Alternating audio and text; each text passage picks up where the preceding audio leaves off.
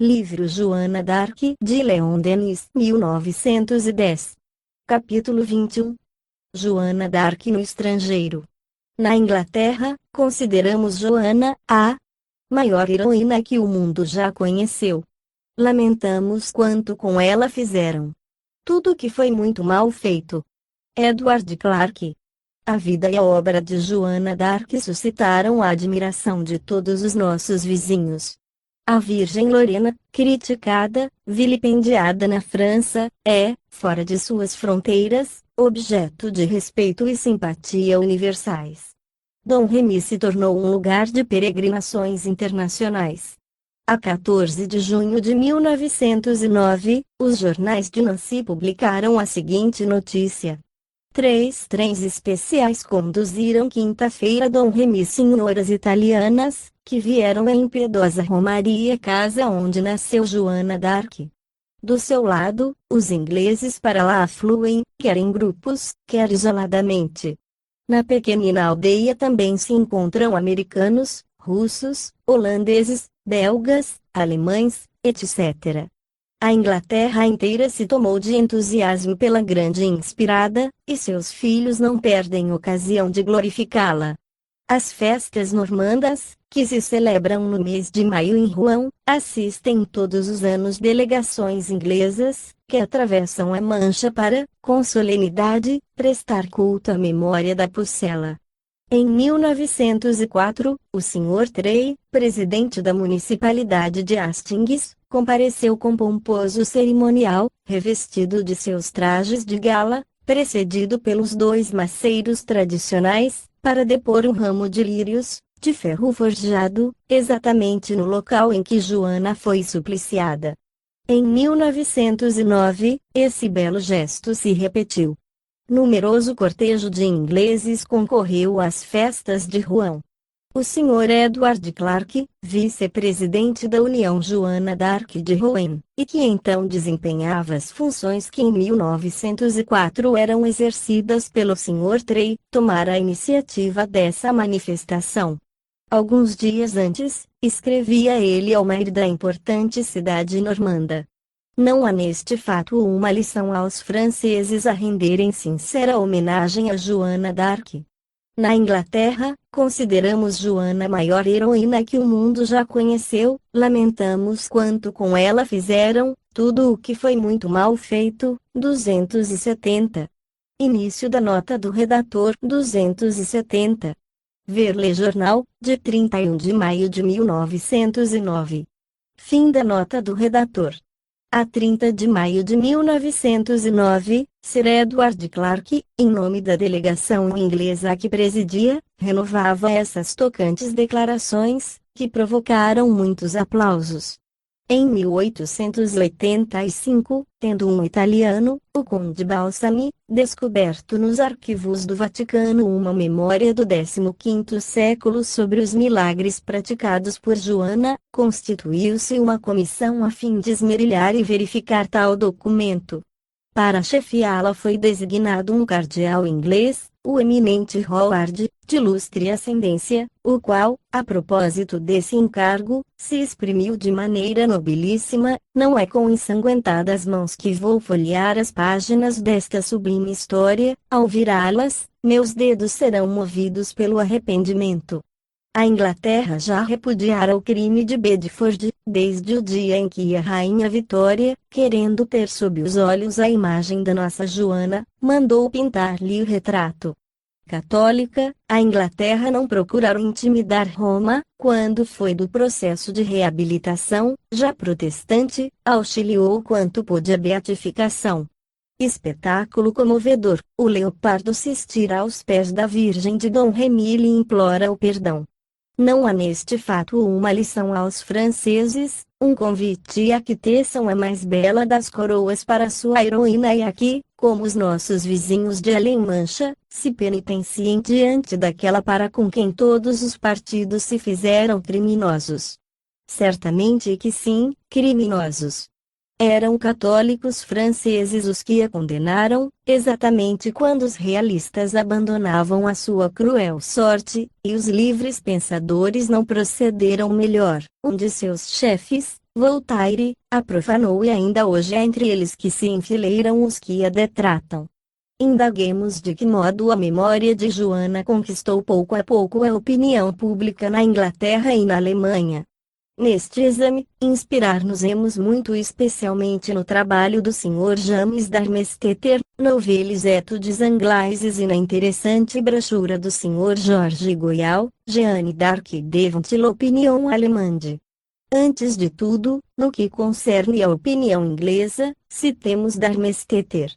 Na Inglaterra, a vida de Joana d'Arc, a partir de sua morte até nossos dias, se divide em 3 períodos: feiticeira, heroína, santa, primeiramente, 2 séculos de insultos e de ódio, depois, 1 século de justiça humana, finalmente, em 1793, uma era se abre de adoração e de apoteose. Pertencem ao primeiro período as crônicas de Gaston e Olincide e o Henrique VI, atribuído a Shakespeare. Aí para a onda de rancor e de calúnia, que a obra de Joana d'Arc levantou. Em 1679, o Dr. Orwell já reconhece que a famosa pastora Joana de Lorena fez bem grandes coisas. Em 1747, o historiógrafo conservador William Guthrie escreve, a propósito do julgamento da Pucela, como ouro, ela saiu mais pura de cada prova.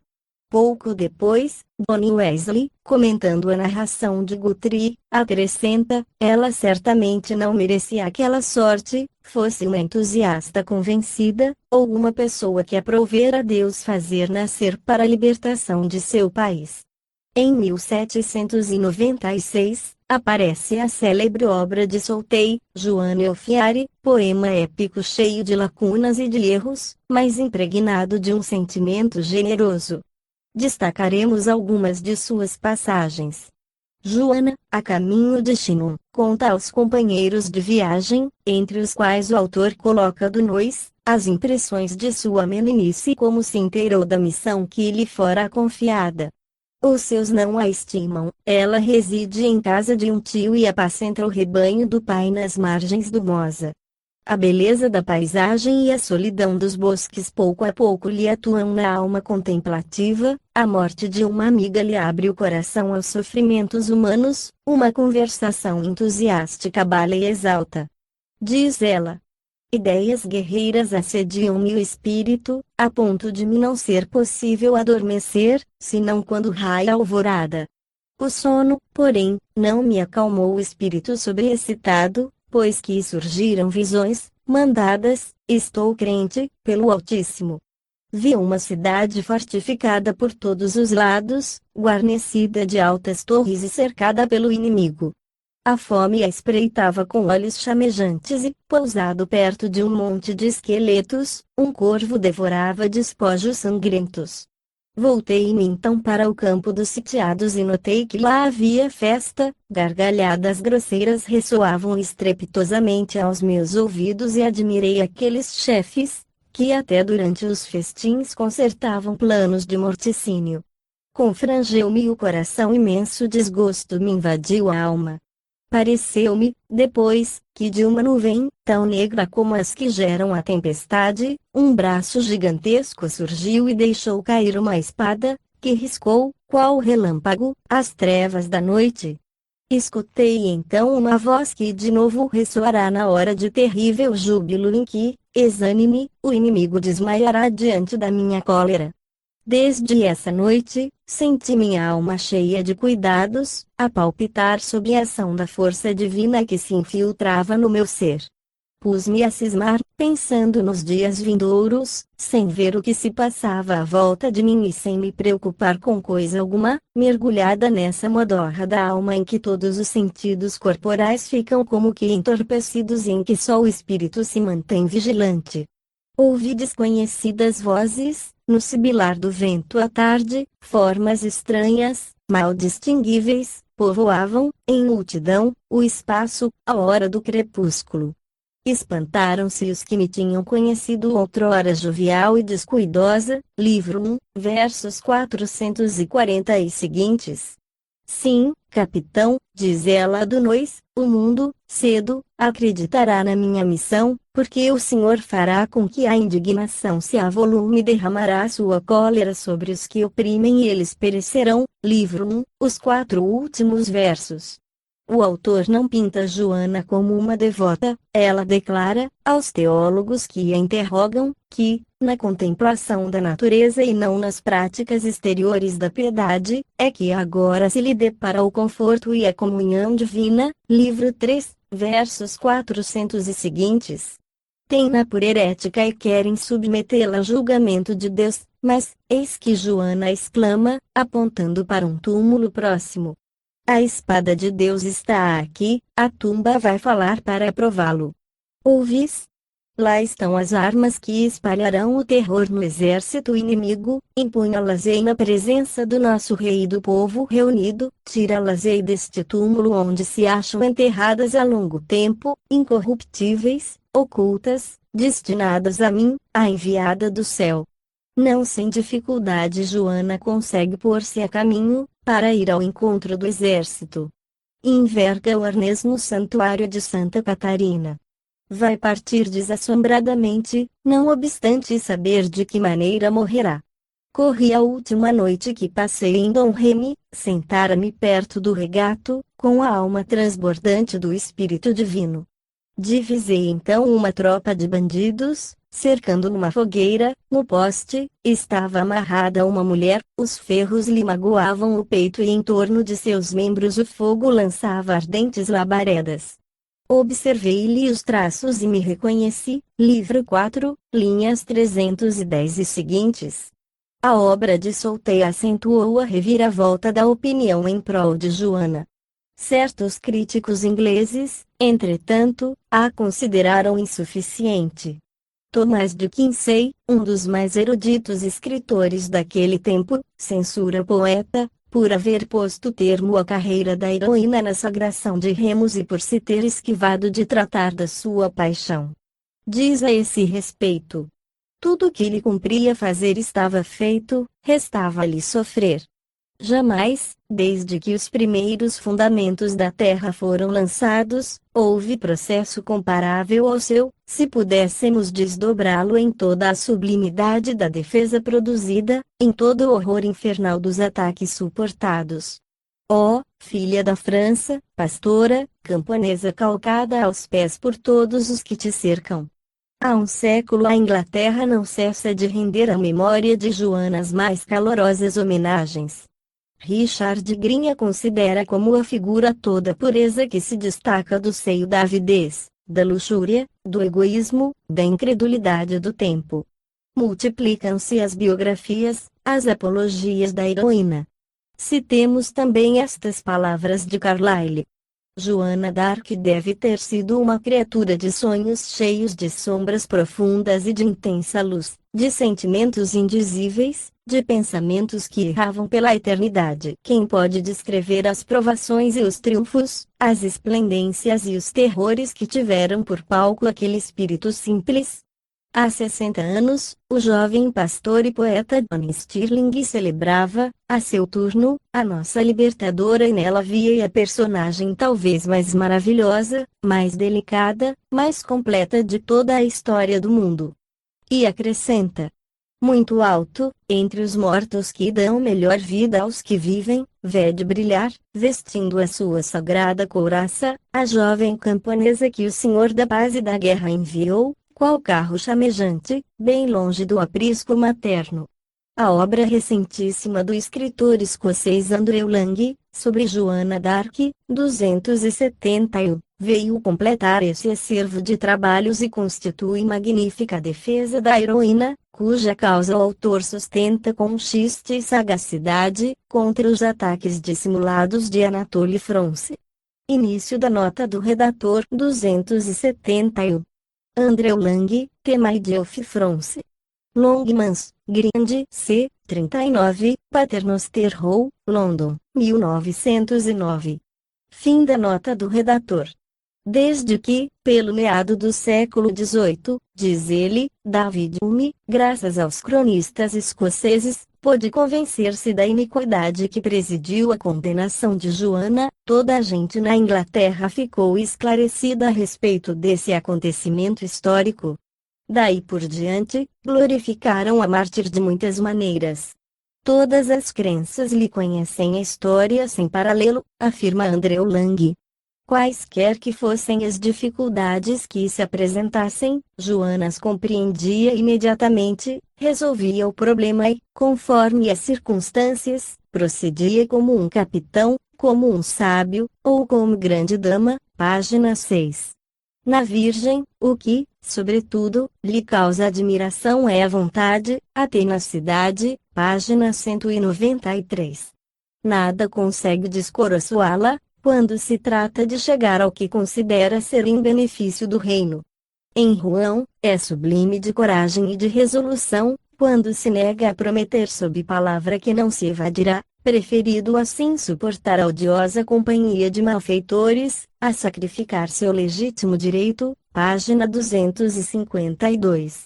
Quanto às forças de que a Inglaterra lançou mão para invadir a França, afirma o autor, baseado em documentos até agora inéditos, que, para infundir terror ainda nos mais audaciosos corações franceses, a nação inglesa fez preparativos consideráveis e despesas sem conta, aproveitando as últimas invenções da arte militar. Página 66. Mas, acrescenta, os ingleses não eram em número bastante para conservar a conquista. Andrew Lang se vê forçado a confessar que a ciência não pode explicar tudo o que se nota na vida de Joana d'Arc. Espera, entretanto, que o consiga um dia. Página 14. Sua expectativa não será vã. A América também possui uma vida de Joana d'Arc, 272, muito apreciada e devida à pena de Francis Lowell. Início da nota do redator 272. F. Lowell, Life of Joan of Arc. Fim da nota do redator. Na Alemanha, os feitos heróicos de Joana d'Arc, diz-nos o Sr. Jorge Goyal, 273, eram conhecidos e acompanhados dia a dia, do que existem provas escritas, por exemplo, o Memorial de Eberhard de Windeck, historiógrafo do imperador Sigismundo. Início da nota do redator 273. J. Goyal, Jeanne d'Arc devant l'opinion allemande. Fim da nota do redator. Um século mais tarde, pelos fins do reinado de Francisco, na mesma ocasião em que Dumoulin, cronista privilegiado dos Valois, difamava a Pucela e em que Etienne Pasquier testemunhava com duro descrédito em que sua memória caíra em nosso país, um jovem prussiano, Eustáquio de Knobelsdorff, improvisava patético elogio à grande inspirada. Em 1800, Stiller, que a convenção honrara com o título de cidadão francês, num poema trágico de belo surto, vingava Joana d'Arc das insânias de Voltaire. Esse poema foi levado à cena e obteve em toda a Alemanha a extraordinária aceitação. De 1801 a 1843, representou-se a Pucela de Orleans nada menos de 241 vezes, unicamente em Berlim, não se cansavam de aplaudi-la. Assim é que, diz Goyal, graças à obra de Frederico Stiller, a glória da heroína Lorena se confunde com a glória literária da Alemanha. Goethe escrevia Stiller, 274, sua obra é tão boa e tão bela, que não vejo que se lhe possa comparar. Longe, no entanto, está ela da perfeição. Início da nota do redator 274. Correspondência entre Goethe e Stiller, tradução sem René Taillandier, tomo 2, página 229. Fim da nota do redator. O autor viu em Joana uma alma inflamada pelo patriotismo, mas, em seu drama, 275, deturpou completamente a história. Início da nota do redator 275. Die Jungfrau von Orleans. Eine romantische Tragödie, von F. R. von Schiller. Fim da nota do redator. O poema, não obstante, contém passagens que merecem assinaladas. Aqui está, primeiramente, como Stiller nos apresenta a heroína. Um Campone traz de Valcoleus um capacete, que uma cigana, por assim dizer, lhe impusera. Ao notá-lo, Joana se aproxima e, vendo nesse capacete um sinal do céu, dele se apodera e avidamente escuta a narração do lavrador, que acaba de ser informado da situação angustiosa de Orleans e da desunião dos franceses. Inspirada, ela profetiza a ressurreição da pátria com o auxílio de Deus. Ganha Chinon, onde, imediatamente, a vitória que alcança num combate e a sua clarividência, muitas vezes verificada, lhe granjeiam a benevolência da corte. A partir daí o drama se transforma em puro romance. No fim, Joana, capturada pelos ingleses, lhes propõe altivamente, em nome do rei Carlos VII, um tratado de paz, se concordarem em restituir à França o que lhe tomaram, advertindo-os de que chega a seu termo o poder de que se orgulhavam. Enquanto isso se passa, o exército francês tenta libertar Joana, que os inimigos desejam sacrificar. Do alto da torre em que a enclausuraram, sob a guarda de Zabial, encarregada de lhe dar o golpe de misericórdia se os ingleses levassem a pior, a heroína segue emocionada as peripécias do combate, conforme lhe é descrito por um soldado, que ocupa um posto de observação. As preces da Virgem acompanham os franceses. Eis, porém, que os adversários cercam o rei.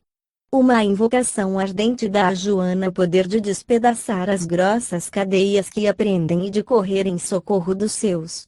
Da torre, vem-na libertando o monarca e alcançando a vitória para os franceses, mas a troco da vida.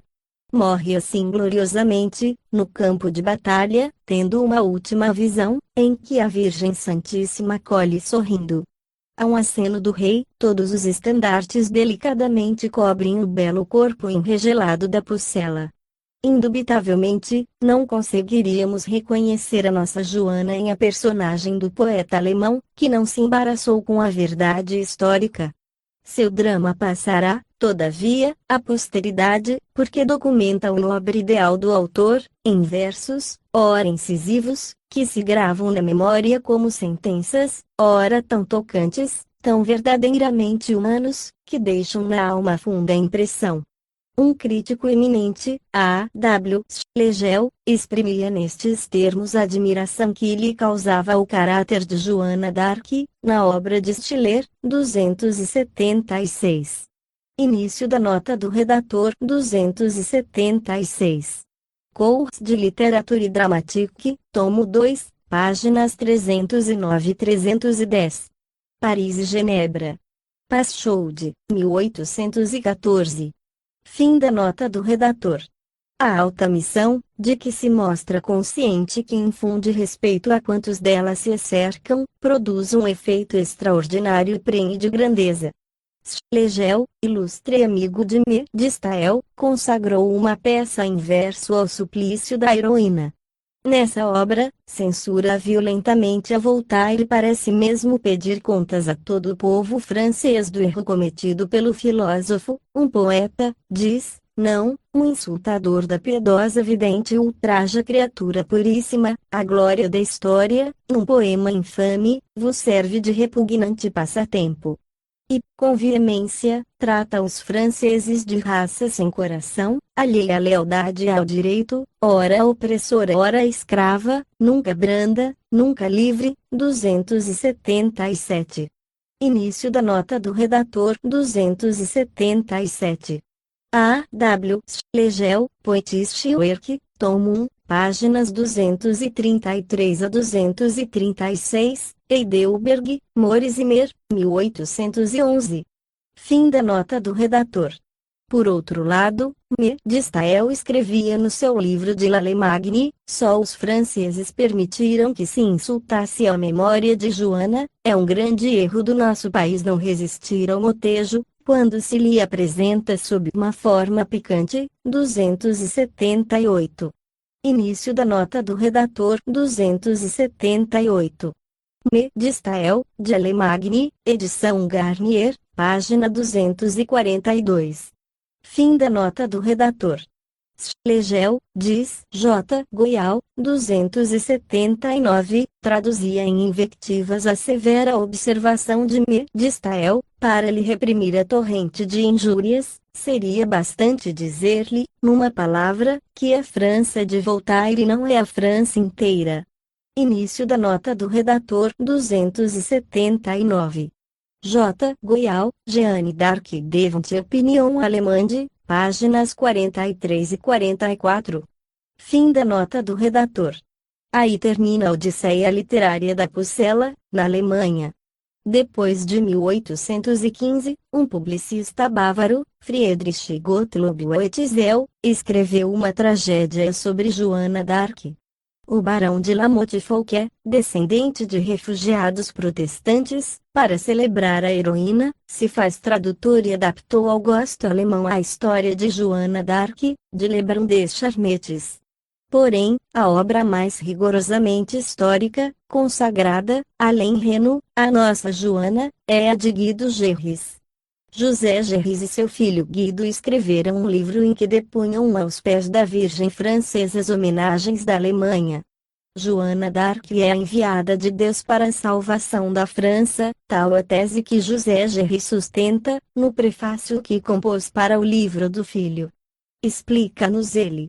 Já de muito longe se vinha preparando a reforma e, de mais longe ainda, a revolução, ora, nenhuma, nem outra devia encontrar a Inglaterra e a França reunidas sob o mesmo cetro, porquanto, no estado de completo absolutismo que houvera pesado sobre o mundo europeu, elas teriam sido sufocadas pela força puramente material, ou, então, estendendo-se vitoriosamente por sobre esta parte do globo, teriam produzido uma anarquia desenfreada. E, num caso como no outro, a dissolução da ordem social.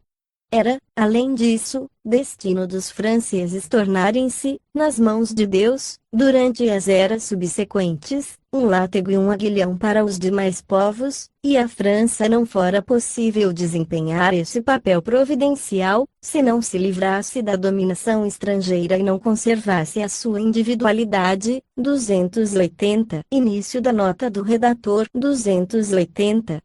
Guido Gerres, Jeanne d'Arc, tradução de Léon Boré, páginas 11 e 12. Fim da nota do redator. Segundo José Gerres, Joana pertencia a dois mundos, ao da terra e ao do céu, fora chamada a exercer sua ação naquela, como enviada deste.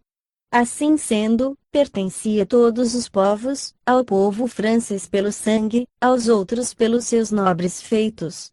Por pouco Guido Gerres não precedeu Quicheret em suas pesquisas. Montalembert tivera a intenção de atacar esse grande assunto, mas, o trabalho de Guido Gerres, afigurando-se-lhe muito importante, fê-lo desistir da empresa, conforme comunicou ao pai desse escritor, em carta que lhe dirigiu.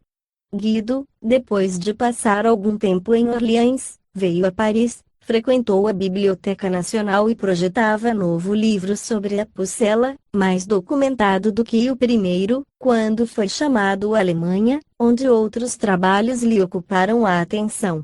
Dessa época em diante, uma pleiade de sábios, de historiadores, de escritores de todas as categorias, se pôs, além Reno, a comentar a epopeia da Virgem Lorena.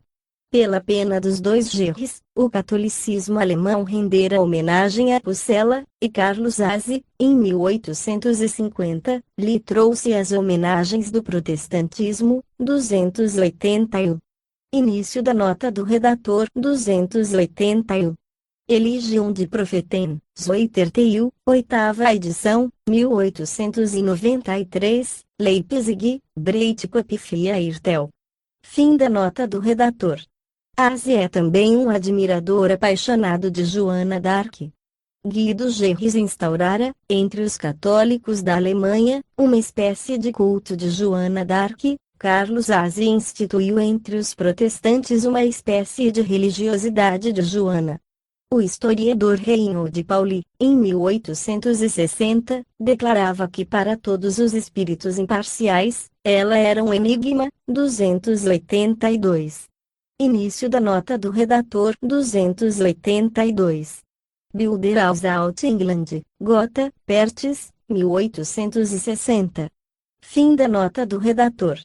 Um dos biógrafos alemães de Joana, 283, o professor Hermann Semig, ousava escrever, em 1883, na França, fora de Orleans, a pucela em parte alguma é tão cara ao povo francês, quanto ao alemão, 284.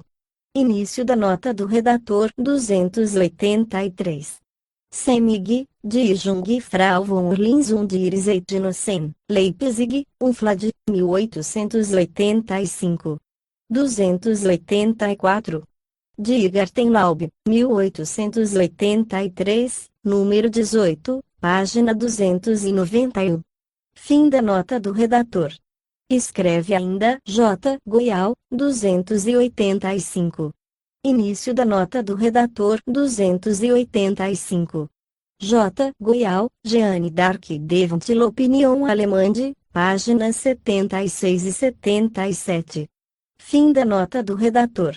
A Alemanha parece afetar uma espécie de coquetismo para com a pucela, e esse coquetismo, na expressão de que se reveste, quase que nos é ofensivo. Se a França pudesse ser acusada de esquecer Joana, aí estaria a Alemanha para festejá-la. Se algum francês difama a donzela, surge logo um alemão como seu cavalheiro. Dir-se-ia que a Alemanha literária e sábia, constantemente enamorada da antiga Veleda, tem uma certa inveja dos franceses. Esse interesse apaixonado pela nossa heroína demonstra até que ponto os alemães amam o ideal. Entre eles, os escritores de todas as escolas, racionalistas e espiritualistas, fisiologistas e místicos, dirigiram os olhares para essa figura tão francesa, que projeta, através dos séculos, uma faixa luminosa. A Itália conta, sobre o mesmo assunto, a Crônica Geral de Veneza ou Diário, de Antonio Morosini, recentemente traduzida e publicada, 286.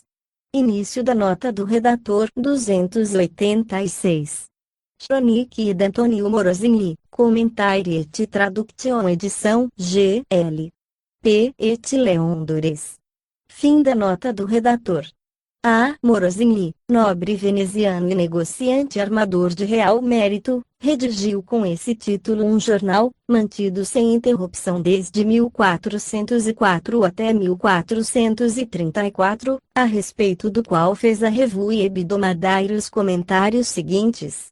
Observador perspicaz e judicioso, Morosini intercalou no texto 25 cartas ou grupos de cartas, em que se relatavam as ações da pucela, à medida que iam sendo praticadas. Ficou assim composto, espontaneamente, o mais sincero dos conjuntos, a série mais cativante de noções, de impressões e de sensações, redigidas não só semana a semana, mas quase que dia a dia. A maior parte dessa correspondência proveio de Bourges, a grande praça comercial da Flandres, centro de negócios, de transações e de informações. As missivas, algumas vezes, são resumos de cartas de várias procedências, da Borgonha, de Paris, da Bretanha. Outras procedem diretamente de Avignon, de Marsella, de Gênova, de Milão, do Monferrat. Tem por principal autor o veneziano Pancrazio Giustiniani, residente em Bourges. A seu lado, aparece também Giovanni de Molino, estabelecido em Avignon. Em muito poucos dias, a 10 de maio talvez, com uma rapidez verdadeiramente assombrosa, chegava de Orleans a Flandres a notícia do combate das Toureles, que se ferira às 7, com a previsão do levantamento imediato do cerco. Pelo correio ordinário, na mala que viaja entre Bourges e a cidade dos Doges, Pancrazio Giustiniani expede quase que imediatamente para Veneza, endereçada a seu pai. No mesmo dia, 18 de junho, Antonio Morosini transcreve a carta, a preserva e salva. Em seguida, com intervalos mais ou menos curtos, registra, copia ou resume contínuas missivas. A retirada dos ingleses, Patay, a sagração e a marcha sobre Paris são anunciadas, observadas, transmitidas, refletindo a estupefação e o entusiasmo produzido por essas incompreensíveis realidades. Mesmo depois do horrível regresso ao Níger, do desastre de Compiègne, as simpatias continuam. Correm boatos de invasão e de reabertura da campanha. Até ao suplício de Rouen, o drama é acompanhado com uma emoção que não desfalece. 287. Início da nota do redator. 287. G. Lefebvre e Pontalis, Jeanne d'Arc et ses contemporains. Revue Hebdomadaire, 17 de abril de 1909, página 313. Fim da nota do redator. Por esse rápido estudo, pode ver-se como Joana, glorificada em toda parte no estrangeiro, mesmo por seus inimigos de antanho, só encontrou detratores no país do qual ela fez uma nação livre e vitoriosa. O culto que lhe é prestado fora da França não será de molde a tocar os seus depreciadores, que se dizem animados de sentimentos internacionalistas. Somente na França Joana foi infamada, por escritores talvez de mérito, mas incapazes de compreendê-la, porque nela o humano e o divino se confundem e harmonizam numa ideal figura, que de muito nos sobrepuja a todos. Sua vida é como que um reflexo da do Cristo. Como o Nazareno, nasceu entre os humildes, como ele, sofreu a injustiça e a crueldade dos homens. Morta ainda jovem, iluminaram-lhe a breve e dolorosa existência, como iluminaram a do Cristo, os raios cintilantes do mundo invisível. Nota-se mesmo a mais, nada virgem, um especial elemento de poesia, é que ela era mulher e, entre as mulheres, uma das mais sensíveis e das mais ternas. Coisa singular e emocionante, essa guerreira teve o dom de pacificar e de unir. Tudo ela trai a si. Os ingleses, que a imolaram, são hoje os seus mais ardorosos partidários, na própria França, para todos aqueles cujas almas o vento do cepticismo não secou, as divergências na maneira de ver o que lhe diz respeito se esbatem e desvanecem numa veneração comum. Falamos das almas ressecadas. Grande é o número delas entre nós. Há um século, o cepticismo vem fazendo a sua obra, que se traduz no empobrecimento cada vez maior das fontes da vida e do pensamento. Longe de constituir uma força, uma qualidade, ele é antes uma doença do espírito. Destrói, aniquila a confiança que devemos depositar em nós mesmos, em nossos recursos ocultos, a confiança na possibilidade de nos desenvolvermos, engrandecermos e elevarmos, por um esforço contínuo, através dos planos magníficos do universo, a confiança na lei suprema, que tira o ser do fundo dos abismos da vida e lhe abre a iniciativa, ao voo, as infinitas perspectivas do tempo e o vasto teatro dos mundos. O cepticismo bambeia pouco a pouco as molas da alma, amolece os caracteres, extingue a ação fecunda e criadora. Poderoso para destruir, jamais criou qualquer coisa de grande. Crescendo, pode tornar-se um flagelo, causa de decadência e de morte para um povo. O criticismo é produto do espírito séptico do nosso tempo e já executou lento trabalho de desagregação, reduzindo a pó tudo o que compõe a força e a grandeza do espírito humano.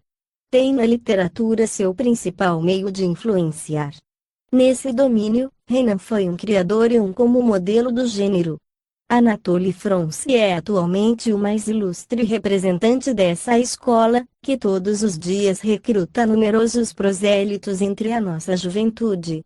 A nova geração se deixa seduzir pela forma elegante da linguagem e pela magia da expressão, nos seus predecessores, e também pela consideração mórbida de que é mais fácil criticar e zombar, do que estudar a fundo um assunto e tirar conclusões lógicas. Renunciam, assim, gradativamente, a toda e qualquer convicção, para se comprazerem numa espécie de diletantismo vago e estéril. É de bom tom ostentar uma atitude de desiludido, considerar vão todo o esforço inacessível à verdade, fugir de todas as tarefas penosas, satisfazendo-se com a comparação das opiniões e das ideias, para as tratar com ironia e lançá-las ao ridículo. Tão indigente quanto funesto é o método, pois que debilita a inteligência e o discernimento, resultando daí, afinal, um amesquinhamento sensível das qualidades viris de nossa raça, uma despreocupação dos grandes deveres da existência, um desconhecimento do objetivo da vida, que avançam, passo a passo, penetram no coração do povo e tendem a secar as fontes da energia nacional. Os progressos do cepticismo se explicam, até certo ponto, pelo fato de que, entre nós, as formas da fé não mais correspondem às exigências do espírito moderno e da lei de evolução. A religião carece de bases racionais, nas quais se possa edificar uma convicção forte. O espiritualismo experimental vem preencher essa lacuna e oferecer à alma contemporânea um terreno de observação, um conjunto de provas e de fenômenos, capaz de constituir apoio firme para as crenças do futuro. Como nas épocas de Joana e do Cristo, o sopro do invisível passa sobre o mundo e vai reanimar as coragens abatidas, despertar as almas que pareciam mortas. Cumpre não desesperar jamais do porvir de nossa raça. O germen da ressurreição está dentro de nós, em nossos espíritos, em nossos corações. A fé esclarecida, a confiança e o amor são as alavancas da alma. Quando esses sentimentos a inspiram, sustentam e arrebatam, não há culminância que ela não possa atingir.